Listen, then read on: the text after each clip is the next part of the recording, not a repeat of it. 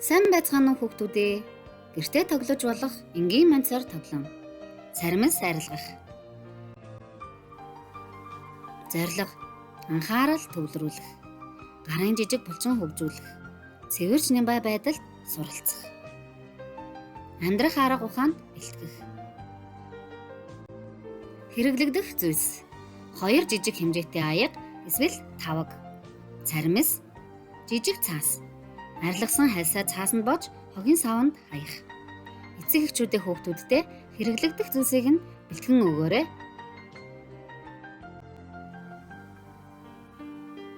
Энэ юу вэ хүүхдүүдээ? Зүйтэй сармис. Сармис нь эрүүл мэндэд тустай хүнсний ногоо. Одоо бүгдээрээ сармис хайсалж сурцгаая. Найзыгаа дагаад хийгээрэй. Сайн байцгаана уу хүүхдүүдээ, намайг Сувеншга гэдэг. Одоо би танаас сармис арилгаж үзүүлье.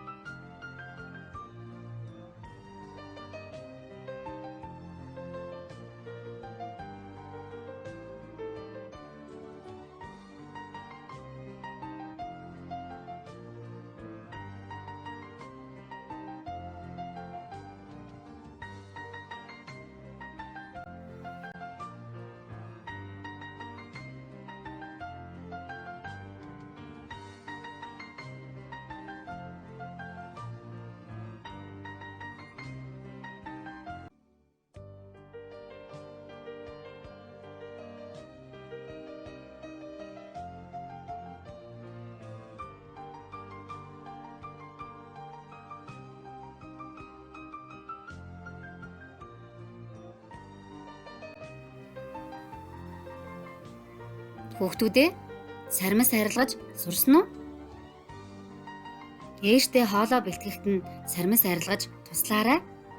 Арилгасан хогоо хогийн саванд хайж сураарай. Дараагийн хичээлээр уулзтлаа. Баяртай.